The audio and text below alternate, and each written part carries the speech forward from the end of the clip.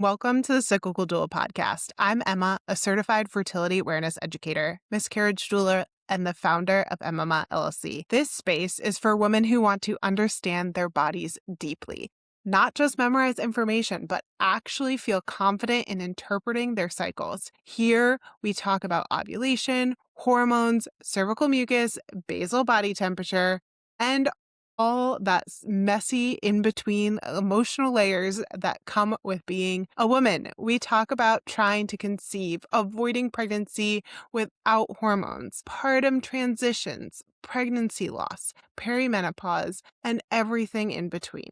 Because body literacy isn't just about charting. It's about the autonomy. It's about informed consent. It's about not outsourcing your reproductive decisions to guesswork or fear. Each week, you'll hear conversations with women's health professionals, birth workers, educators, and researchers, along with solo episodes where I teach practical skills you can apply to your own cycle right away. If you have ever felt like you should have learned this information sooner, if you have ever felt disconnected from your cycle, if you want to raise the next generation without shame around their bodies, you are in the right place. So grab your tea, open up your notes app, and let's build cycle confidence together. Welcome to the space where cycles breathe, where the real raw life of a mama leads, from motherhood's highs to charting the low. Your body's story is the star of the show. I am so excited to have Nicole here with me today. Thanks so much for being here. Can you tell us all a little bit more about who you are just as a human being? Sure. My name is Nicole. Professionally, I'm an occupational therapist. I own some private practices in the Charleston area. And we focus on body work and nervous system regulation. And I also do some online health mentorship for women to help them reconnect with their bodies and their intuition. And I'm a So, mom. I have two yeah, boys. I homeschool. That's pretty much what I do. That's all I have yeah, time for. yeah, absolutely. That's a lot. There's a lot of other things. You Yeah. probably couldn't fit in much more than that. Amazing. Well, I am so excited to have this conversation today and talk to you about all the different things. But let's start. I know so much of what you do comes from not only like your professional experience, but also your personal story. So, what do you want to share about like your own journey, getting to the point of healing and through that process, um, that led you to be where you are? Yeah, I mean, it's been a long journey. I would say the last 10 years plus of my life, I've just kind Yeah. of been on this healing journey. It started a lot with I feel like pain in my body. I always had kind of like a low level of anxiety, but it never really registered for me growing up. It was just kind of like my norm. Mhm. But in my 20s, after my dad passed away, I also was in a really bad car accident. And I just had this terrible whiplash injury that I was just trying to address with like body based therapies. And I just felt like, I found some things that worked with the body, but then my symptoms would always come back. Mhm. And then I started to get into more like the nervous system regulation portion, like not just addressing the physical body. And that I had even more huge shifts. And then it opened up this world of like looking at my mindset and some of like my thought patterns that were not helping me out. And then it just unrolled this pathway of spiritual work that kind of helped to integrate everything for me. And so, the work that I do with women in the mentorship program, it's called Trinity Integration. It's a mind, body, spirit integration. So that's kind of, I do the work in the clinic where I can work with people's bodies. But even with that, like that's been my craft for so long, but I feel like I can only get so far without addressing all three. Yeah, totally. I mean, I think they're obviously so intertwined that Yeah. when you have a holdup of one of them, like, you can't get to that spot of, like, feeling good and not in pain and feeling, healthy in general and all of those Mhm. things. Yeah, for sure. So when you, like, you had mentioned about like hidden triggers when you were filling out my form. Yeah. When you look back at your own experience, what are some of the things that you were missing, like in those times to figure out what was taking place and find that like mind, body, soul, spirit Yeah, I aspect? think there were so when I talk about hidden triggers, it's like they can be it's kind of the root cause. Like what's the deep Mhm, cause? So we're focused on these symptoms in our bodies. Those are I think the most like concrete reads for us, the most concrete flags that like, hey, there's a problem here. mhm. But so with like my neck pain, it wasn't after a while there wasn't a problem with my neck anymore, but I was still Yeah. having neck pain. So it was like, okay, what was the trigger? For me, it was a lot of childhood stuff, just having like a pretty chaotic childhood in my home. And what happens is as a child when we can't and even adults, right? The body keeps the score. So what happens when we can't move through something and fully process and integrate is that it gets stored in our body as tension. Mhm, And then, we will come into these situations that are almost similar to the original and it just kind of reactivates that pattern. mhm, So for me, it was a lot of emotional trauma that was reactivating it for me, like just this baseline of not feeling safe. So mhm, that's the antidote really is like creating safety in these three pillars, like safety in the body with the fascia and the nervous system, safety in the mind, and then we can kind of reconnect with our intuition, our spiritual life. But yeah, I mean, I was totally beyond like the emotional stuff. I was totally like disconnected from my own intuition, like just staying in situations that were keep triggering for me because it was comfortable, like not realizing like, hey, your body is like shouting at you, like that's a no. So for me, it was disconnect in all three. I had hidden yeah. triggers everywhere, like Yeah. literally. And I did have some body work stuff that I needed to work out too, just some compensations and movement patterns. So I really did have to kind of do a deep dive in all three, Mhm, not all at once. It kind of rolled out for me like first the body, then the mind, and then the spiritual stuff kind of like unravels, which is, mhm. that's how I work with women too, because we do have to address the body first. Like we have to create safety in the body. As humans, it's like the foundation of our human experience is our Right. body. It's where we get the most information. It's where we experience everything. So, um, and that's yeah, so that was my journey, the body, and that's kind of where we have to start.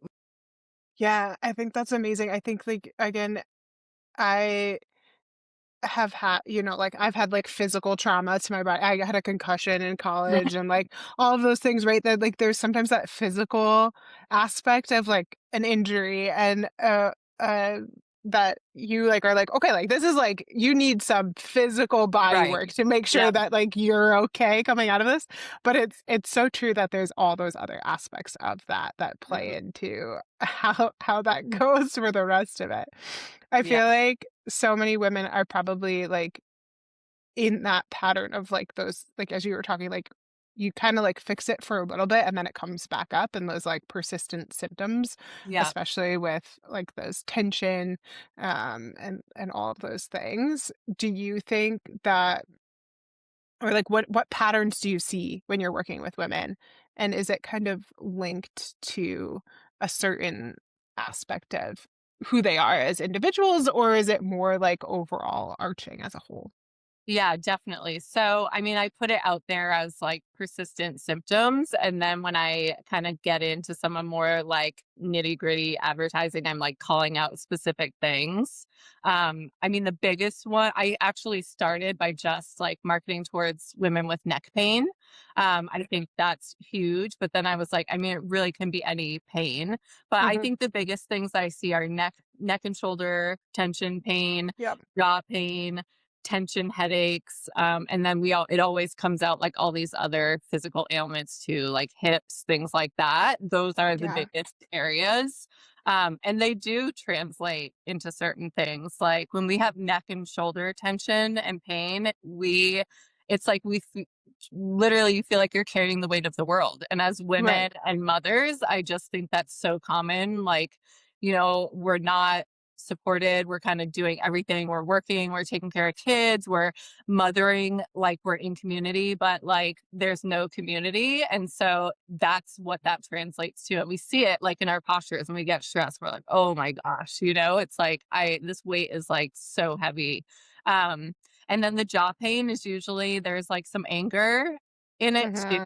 There's like this like gritting tension of like anger suppression. So that was like a big one that I had too with just the way that I grew up. It was like, yeah, there was no way me expressing my anger in my home would have been okay or without, repercussions. So all of that just kind of gets stuffed down.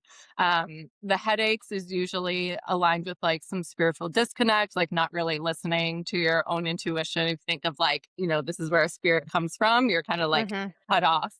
Um, but again, like all of these things sometimes have like a physical portion too, which is why Yeah. once I start talking with women, we talk about everything. We talk about childhood, we talk about food triggers, we talk about, things like that. I had a client that I worked with in my clinic doing body work for like it was a year, and she had horrible headaches, and then, like, all of a sudden one day, and I'm not doing the same intake work that I'm doing, like, with my mentoring. All of a Right. sudden one day she was, like, naming all these foods that were, like, triggers for her, and I was like, "Those are all really high histamine foods. Have you ever, like, taken a histamine blocker?" And she started taking it, and she was like, "I never." She has maybe, like, 1 headache every couple of months now. It's So, crazy. it's crazy. It's like when we're not really doing a deep dive into everything, it's like we're never going to know what this symptom is. And I think our culture is just like, make it go away, like, make it go away. Yeah. Take this or like go to physical therapy, right? And it's like, that's the physical therapists are not going to ask you about your upbringing, and most Right. I'm not going to ask you about diet, and I'm not going to ask you about your spiritual beliefs, and they're just not going to. Yeah.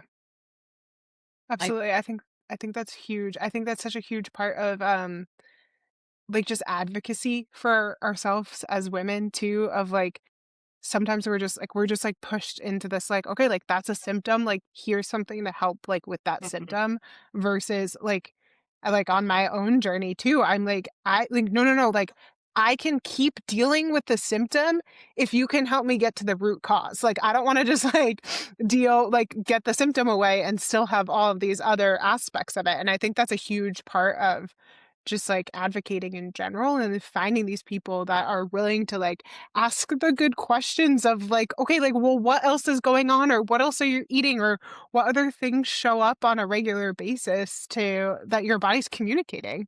Yeah, definitely. And Yeah. that's the thing. It's like your body is communicating. And I think we also, like, the thing that I see a lot with women is just this frustration towards their body. And Yeah. that's not going to help too, like Mhm. our body is trying to help us, right? Like it starts as a whisper and then we ignore because we have all these responsibilities. And then it's like, Mhm. okay, now it's something that I can't ignore. And that's how the body works. And it's like our bodies want to help us. Like they don't want to get to that point, but like we're so disconnected where it's not, in Western medicine, we're just not taught this part Right. of health. Right. It's like we're just not. So it's truly communication, and it's just learning the language of your body, and everyone is different. Like there's not, there's these themes like I talked about where it's like, okay, if you're a woman and have neck pain, chances are you feel overburdened with your responsibilities. But Yep. the story is different for every woman that I work with. I think that's, yeah, that's such a powerful aspect of just like naming that is the case, I think sometimes. And I think like as you're talking about this, I'm like, oh my gosh, I need to relax my I shoulders. I'm know, like yeah. right? But I think especially like young moms, I hear so many people who like are breastfeeding and they're like up in that state that Yes. it's like there and like yeah, like there's like that physical muscle Mhm. tension too, but it's in all aspects of it. Yeah. So you talked about nervous system regulation. Tell me more about what that looks like and how, like, if you're living in this like chronic dysregulation, like how we get out of that. Yeah. So I really like to talk about the book The Body Keeps the Score because That's like kind of the foundation of my work. And the author talks about how when we're in the state of dysregulation, there are three things that really speak to our nervous system, and those are movement, touch, and breath. So the easiest thing for movement is walking. We can get outside, be in nature and just go for a walk, like a minimum of 10 minutes, and like you'll feel the reset. It's like, it kind of stops those thought loops. It kind of just like takes us out of the trigger. And then touch. So there's research that longer than 20 seconds of a hug, you get like this big burst of oxytocin. So like mandatory in my house, we're doing these minimum 20-second hugs at least once a day. And then breath. I mean, simple. There's tons of breathing techniques that you can find. The easiest way, like that you can just kind of regulate yourself is make sure your exhale is longer than your inhale. So do Mm. like a 4-count inhale, 6-count exhale for like a few rounds. And those things are like really quick. Um, but I feel like sometimes we don't implement things until we're like really deep in the trigger. So it's like we've got to be making these things a part of our routine to kind of keep us out of that.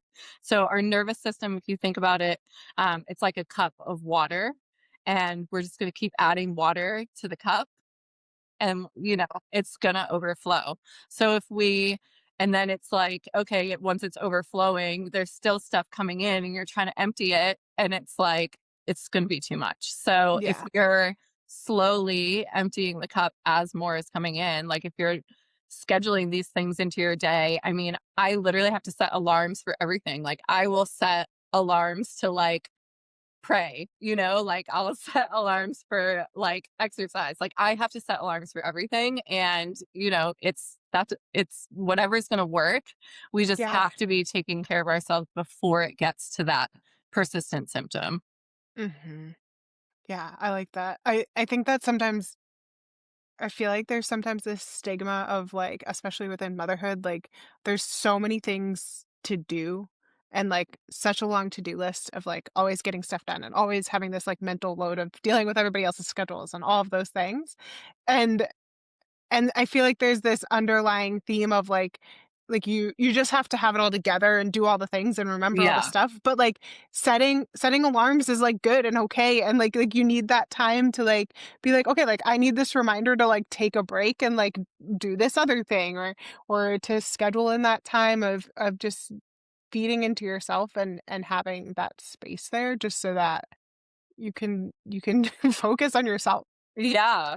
Yeah. And I feel like list making was like a thing for me that I used to do to Yeah. try to like regulate myself. And my lists would be like crazy, like so many things every day. And then I would cross things out and like move it on to the next day. And it just looked like chaos. And I was like, Yeah. "Okay, this is like more stressful," but I still do those things. I read a book called The One Thing, and that was really helpful for me because Mhm. I do feel like we try to, and I'm still guilty of it. I think we just have as women, we have way more connections in our brain right to left than men. And so our ability to multitask truly is there, like neurologically, and we try to maximize that. But I think a lot of it is like the energy that we're bringing into it. Cause I still make lists today. My lists are just much more realistic, like where I would have like 10 things I wanted to get done in a day. I'm like maybe four, like, and then I do try to do one thing at a time because it's too much energy when we're starting and stopping. Um, it creates more stress in our nervous system. Yeah. It's something I've been working on this year, like in the last couple months, is like, okay, like I'm just gonna focus on one thing at a time and like Mhm. try to block everything else out, which is hard. Like it's a hard shift to make. Yeah.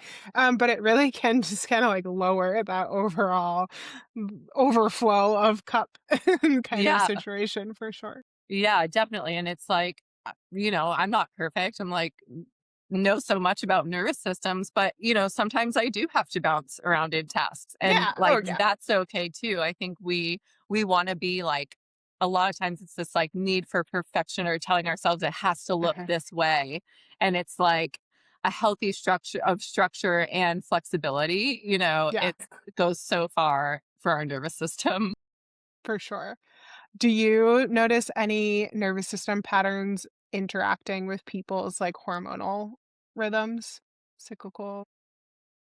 You mean like certain times of the month or Yeah, yeah, yeah, yeah. well, I mean, I can speak for myself. Um, That's good. That's fine. I do have a lot more anxiety like leading up to my menstrual bleed, and Yeah, I try to be really mindful of like my activity level yeah, during like these times where like or around ovulation I'm a little bit more tired like and you know more about that if that's like across the board or yeah. like or if it's just woman to woman. I think, leading up, of course, we're having these symptoms probably during the bleed. Like, we probably need to slow down a little bit, is like what I Mhm. noticed. But I do notice like my anxiety peaks. Yeah. My cup is more full. So I don't have a lot of Yeah. capacity for, I would say leading up to it, my cup is full. I don't have a lot of capacity to tolerate a lot of incoming Mhm. information. Um, Yeah. I think like as I start my bleed, I'm just more tired. So, I need to slow down for both kind of like different reasons. But like during that, I would say like 10-day window, I really try to be mindful. The rest of the month is like, not as fluctuating for me personally, but Yeah. yeah. Absolutely. I feel like that's pretty common. That's how people describe all of that of like needing that space in the luteal phase in that time during bleeds and menstruation, just like to kind of like come in a little bit and like yes, all those other like triggers are going to be higher of getting there closer just because it's Yeah. a little bit more there's a little bit more dysregulation with Yeah. just the way our hormones are. Um yeah.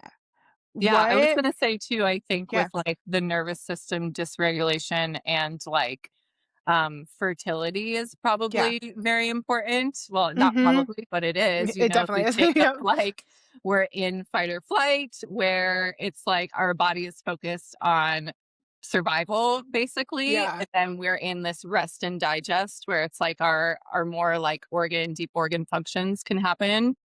So I mean, when we're in fight or flight, like your body is not going to let you conceive Right. successfully. Right. Like, it's not a priority. It's like Our so reproductive system's the first thing that goes out the window in our yeah. bodies. Yeah, Yeah. so I think it's like even our modern medicine kinda misses that as, like, a really important aspect of, like, Mhm. fertility journey is, like, I mean, you can do all this stuff, but at the end of the day, if you don't regulate your nervous system, like, your body, you're gonna be fighting against your physiology. Yeah. And I think that's a really good point of like that's a different perspective than people being like, "Oh, just like don't stress and you'll get pregnant." Because Mhm. those are like that's two different mindsets. They're like, just don't stress. Like that's not first of all, Yes, that's not it's not helpful. helpful, yeah. Um, like, but that's not really like supportive to the whole body versus like the way that you're talking about it is like, no, like let's look at like the physical body, the nervous system, your mind, your spirit, and like let's make sure that they're in like most optimal state so that Yeah. your body is feeling like good overall and Yes. then can be able to ovulate well and have the possibility of pregnancy and all of those things. Yes, definitely. Hey, I'm just popping in real quick to say make sure you're subscribed to the Cyclical Doula podcast on whichever platform you're listening to, and don't miss upcoming conversations. If this episode is resonating with you, please share it with a friend, rate it, and write a review. This is how this movement grows, not through algorithms, but through women talking to women. All right, let's jump back into it. Awesome. You talked about is it So it cut out for a second. You just second guessed it. Yeah, it's fascia. Um, Sasha? yeah, so you want me to talk about that a little bit? Yeah, so it's not something that I've really heard of. Maybe I have, but just don't know what the word is. Yeah. But also like just tell us how it like plays into the work that you do.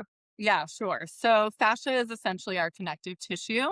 And it's basically like it's a system. and there are tons of nerves that run through it. The biggest one that runs through it is the vagus nerve, which is basically like our body's, it's the biggest nerve, and it's designed to detect any threat in and outside of our bodies. So the fascia system is essentially a direct connection between our body and our brain as far as safety goes in our nervous system. It's the first most interconnected system that develops in utero. So it's Mm. literally touches everything in our body. It touches every organ system, it touches every organ, it touches everything. And so, like, if you think of massage, when you're going to get a massage, they're working like directly in the muscle.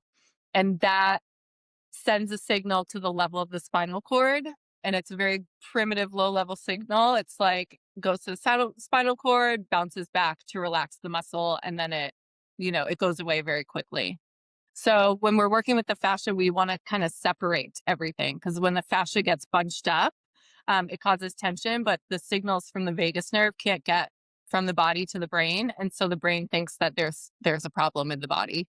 And that's going to keep us in fight or flight. So when I'm doing the myofascial work, I'm basically just separating all of the tissues and allowing the signal to go up to the brain. And then the brain sends a signal back to the muscle to relax. And it's a much Mhm. longer lasting change than what happens when we're just working with like the musculoskeletal system. Okay, that makes sense. That's really cool. Yeah. So now that you've explained this, I have heard about it in specific ways, like in regards to like tongue ties and like Yeah. tension in your jaw and like all Yeah. of that. But it, like you're saying that it works in like all aspects of Yeah. the way. Yeah. Yeah, And there are things so called cool. fascia lines, which kind of Okay. follow like the acupuncture meridians, but it's Okay. basically how certain muscles in the body overlap. So it's kind of predictable. Like if you have tension in your jaw, you're also going to have tension in your hips. You're also going to have problems in your feet. So it's pretty structured, the system, Yeah. how the muscles overlap and where we're going to know, the body is connected. Everything's connected. So Yeah, that's for why, sure. like, someone comes to me for neck pain and I'm like doing all this stuff for their feet and they're like, what are you doing? And it's like, I'm helping you. Um, Yeah. and it works because everything's connected, and where you feel the pain is usually where like the weakest link in the chain is. It's not Mhm. always where the tension is being held. So we do want to Yeah. kind of look at the whole body. Which is also why things like physical therapy sometimes don't work, because it's like you're going to go for shoulder pain and they're only going to look at that one shoulder. Right? And that's how, and a lot of it's insurance. Like we only have a script to treat Right. shoulder. But a lot of times I'm like, oh yeah, your pain is here, but like your left shoulder is really where all your tension is. And this is just like a symptom of compensations. Mhm. Yeah. Absolutely. There's so many opinions about the medical system and how it fails Yeah, us I know. And I'm in that knocking regards. physical But therapy. I have nothing against physical therapists. It's no, the no, no, same no. for any profession, Yeah, it's for like sure. as much. And we're under, all these constraints from insurance, and Yeah, I like to believe everyone's doing the best that they can, um, for sure. in the system they work in. Absolutely. I agree. I do believe that people are trying to do the best they can. So this is mind-boggling to me in the sense of like how much our body like is so connected. And not mind-boggling in the sense of like I've heard it before. I know that it's true, but Yeah. it's one of those things where like it's just, like, continually amazing how much our bodies are so connected, and like you're saying, like, that tension in one spot could really be coming from another, like, where it's in it radiating to a different spot or, like, all of those things, and then also adding in, like, it might be mindset, it might be spiritual, and, like, all of those things when we're able to connect them all can really just bring so much more peace and healing in that aspect. What so talk to me a little bit about how you do this, like, in your program, about how you're walking women through the whole process. Sure. So the whole program is 16 weeks, and we spend the first 4 weeks focusing on the body. The second 4 weeks is focused on the mind restructuring. And then the last 8 weeks is learning some spiritual practices and reconnecting with your intuition, your higher self, and then just something bigger than you. And so It's all online videos, so it's 20 minutes a day where I have pre-recorded content, and their commitment is to do the 20 minutes a day, and then we meet face to face once a week, and we're kind of going deeper and doing some of the processing. So my goal is to really, when we're doing the meetings, is to find like throughout the 16 weeks a couple of experiences that like really are the root cause. It's Yeah. usually some kind of trauma. It's sometimes it's like something they know about, like, sexual assault, accidents, injuries, things like that. I Right. had a woman who, like, we really had to like pull it out, and it come to find out it was like the process of building her house was really stressful financially. There was like a loss of safety that happened there. She was moving. There was like a loss of community support. So it does take time to kind of get Hmm. there, which is why like we meet and I have like these questions, but I'm just asking questions. I'm just asking tons of questions. Like I want to know everything. Yeah. Um, and it's like finally we get there, but I have to rely a lot on my intuition to Yeah. know like, okay, there was like a charge to this when I asked this question, like let's go deeper. So it's like I'll kind of Hmm. rely on my higher self to guide me in the process. And I wouldn't be able to do that if I wasn't regulated myself. Not to say, I'm a perfect picture of regulation, but I just need to be a couple steps ahead of the people that I'm working with, essentially. Yeah, yeah, and, like, Yes. being in that mindset and that on Yeah. that day when you're meeting with people And it's specifically not and like all of it's those one things, and for done. sure. Like the point of the Absolutely. program, it's like That's so good. we're humans. Like we are always going to go Yeah. through stressful things. And it's like we just want to develop our resilience to like what is our capacity to Mhm. hold stress. And it's like, it starts off really small. And then it's like you look back and it's like the things that would have triggered me, even a year ago, because I'm growing and integrating, are not triggers for me anymore. So it's like, this was my capacity. Now here's my capacity to hold stress. And Mhm. it's not like we don't want to live there, like we don't, it's not fun, but it is a part of life. Like we just have these seasons that are more stressful. And then we have these seasons where we feel like we're winning, and we kind of fluctuate all throughout life. So I found it really hard when I was marketing towards neck pain because I'm like, these women think that I'm going to get rid of their neck pain. And I'm like, it's not my work to do. Like, I can't promise Mm, that. I'm going to yeah. give you all of the tools.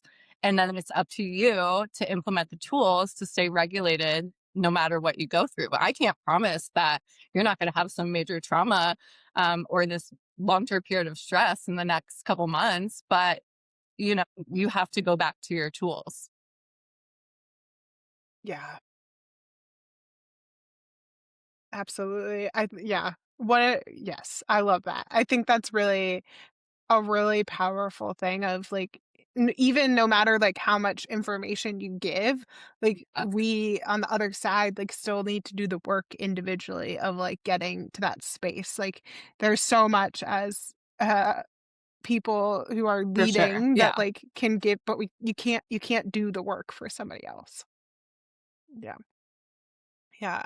What is so somebody's listening and they're like, "This is me, I need something." What's, like, the best first step to Yeah. listening in your You mean and like getting the into this best first space in step your to start on their journey?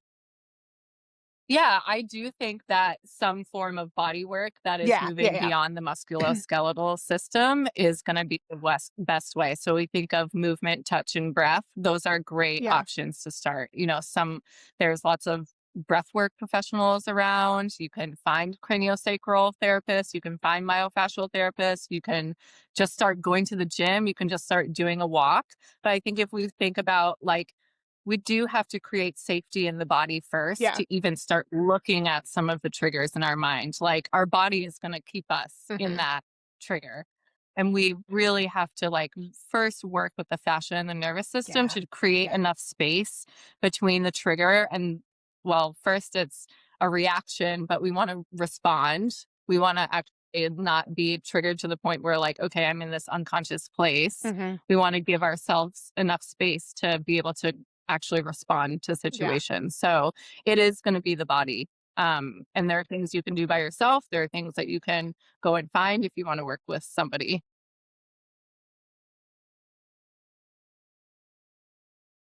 yeah, that's great. Love that. And then what about the spiritual aspect of it? What do you wanna share for listeners to understand, like, Yeah, I think why it's that spiritual well, I mean, aspect of for it is so me, important too? I mean, I do literally so much. Like, I have 3 businesses. I'm a single mom. I'm homeschooling my kids. I didn't mention I have a homestead. I have chickens. I have goats. I have dogs. I have cats. And people ask me, like, how do you do it? And, my answer today is prayer because I feel like I'm living a life that's aligned with my purpose. Mhm. And for me, creator, God, goddess, universe, it doesn't matter. And that's kind of how I start with people. I'm like, I don't care what words you use, because I do think, I did grow up going to church. So when I first started on my path, I was taking more of like a metaphysical, like law of attraction approach. Like that felt safe for me. And I was like, oh, universe, like I can get down with that. Mhm. Like there's a universe that loves me and is working to help me out. And then I went deeper Yeah. on my path and I had some Native American medicine people that were my mentors and they speak about the creator. And I was like, okay, yeah, like if I turn to nature, like there's no way there's not something bigger than ourselves out there. And then once I had kids, I started getting more into like some traditional Mhm. Christianity concepts, and those resonated with me. And so, now it's God, creator. It doesn't matter. But I think just if we have something that we believe in that's bigger than Yeah. ourselves, it makes these burdens a lot easier. Well, they don't feel like burdens anymore. And I didn't have a Yeah. relationship with something bigger than myself growing up. Like we just Mhm. didn't go to church. It was my parents were raised Catholic. And I think I see a lot of that in my clients too. They're raised in a certain religion and they're so turned off by that that they go swing the totally opposite direction. So I wasn't raised with something, and I Yeah. felt like I had to carry everything myself. And I'm like, I went through really hard things in my life where if I had Yeah. now it's Yeah. like, okay, I'm just going to start praying and like, I'm struggling, like, help me. I didn't have that. Like, I felt like I had to figure everything out. I had to make everything work. And that's where all of this comes from. And I think even, it's like, you don't Mhm. have to go to church. Like, it doesn't, Yeah. you don't have to read the Bible. Like, you just have to connect with something and feel it's like a trust, right? Like a trust in life that, like, okay, I'm going to be okay. Something is Yeah. bigger than me. Something's got my back. I don't have to have it all figured out. Um, so yeah, long winded, but Uh, no, that's so good though. I think it's such an important thing to hear of like that it's such a powerful thing to be able to have that trust and that like understanding that regardless of what that belief system is, that there's this hope, I think is a huge aspect of it, of like there's hope for something else, there's hope for support, there's hope for all of those things. And that really brings a lot of like good feelings in our yeah. body and a lot And of then like just to calmness of piggyback being that, able it's to like, have all of those one of my mentors was like interactions. just super clear that like first is your relationship with yourself and then you can have a relationship with other people and then you can have a relationship with a creator, something bigger than you. And so it's going to be hard to trust Yeah. something completely like abstract for a lot of people if you don't trust yourself. Yeah. That's my first work when I start with the spiritual practices is not to go right into prayer to like a higher Okay. power. Yeah. It's more to reconnect with your own intuition through your body. Okay. So it's, we have these abilities. So, I mean, the biggest thing is like, what is your body's yes and what is your body's no? Mm, So the biggest thing is like, okay, can I interpret like the signals from my own intuition? And then I can start interpreting things in a deeper level, like happening in the rest of my life. So it's that's like good. that yes and no. And we Yeah. can think about it like, if you think of relationships, like think of a relationship with someone that like truly like loves and cares for you unconditionally. And like, what does that feel like in your body? you know? And then we have these people in our lives where it's like we're unsettled around them. And it's like, that's a no. And we have to start honoring that, right? And it's Mhm. like, even if we don't understand, it's like you're getting a no, or it could be a job or relationship Mhm. or a place. And it's like, I'm getting a no over and over again. And then Yeah. I'm wondering why my body starts screaming at me with symptoms, you know? Yeah. I'm Yeah. overriding. And then when we override it, it's like we just get disconnected. So the first part of that spiritual work is just getting clear on like this, what your body is trying to tell you, and learning how to Yeah. listen and honor that. Yeah, I think that's so valuable of being able to understand and feel like you're really in that space of being able to listen to your body and hear what it's saying and just trust that Yeah. even if it doesn't like if even if you don't like have any other logical explanation for why it feels like a no, that that's still okay and you can still follow through with that and feel really confident that you're listening well to your body and feeling like that safety. Yeah. And a lot of times we just need more feedback. We just need to feel the no, honor the no. And then a lot of times, like, you're going to be provided like a better experience. And then it's like, for me, I've done that so many times. It's like this shedding where it's like, okay, I'm getting a no, like, darn, I felt like this was going to be good, but I have no choice but to walk away because I know what happens when I don't. Like, how many times do we have a gut feeling and don't listen? It's like, damn, I really wish I had listened to that, you know? Truly, truly, Yeah. absolutely. Yeah. Yeah, So it's like enough times of doing the opposite where it's like, I'm going to listen to that now. And it's like, yeah. I'll do that every day. It still might take me a little bit. Like, it's not Yeah. perfect. It's always like Mhm. the journey never stops, but I'm a lot quicker now to listen to the no, honor the yeses than I was Yeah, previously.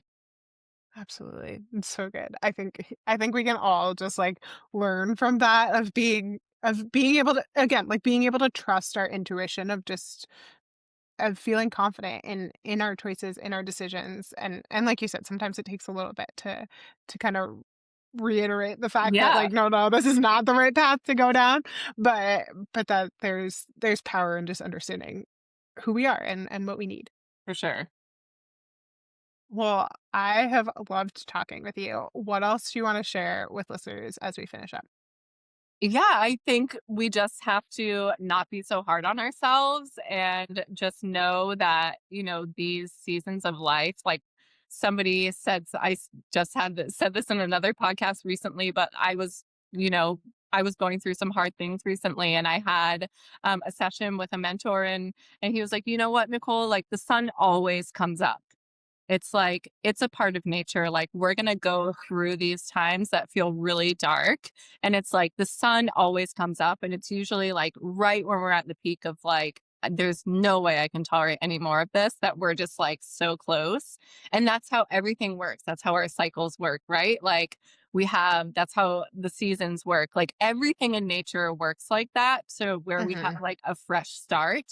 And Yeah. so I think just that's part of the trust too, is just like new start is going to come, the new day is going to come, the new cycle is going to come. So just kind of, we're along for the ride, and there are some things that can make it a little more comfortable. That's awesome. I love that. It's so good. Where can people find you if they want to connect to you with you and work with you? Yep. So Trinity.integration is my Instagram, and I have Nicole Sawyer OTRL Trinity Integration on Facebook. And there are links on there where I have a webinar where you can listen to me give a little bit more information on specifically my theory and how I work with people. And then there's a link in the webinar if you want to book a free assessment call.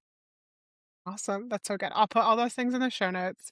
And thanks so much for being here Thank and for you so sharing much. all your stuff. I loved Yes. having you on. Yes. And we'll hopefully all of you listeners can connect with Nicole. And yeah, thanks for being here. Awesome. Thank you for having me. Of course. Thanks so much for being here today on the Cyclical Doula podcast. If this episode resonated with you, the most powerful thing that you can do is to share it. Send it to a friend, text it to your sister, forward it to that group chat. This is how conversations about our bodies start changing.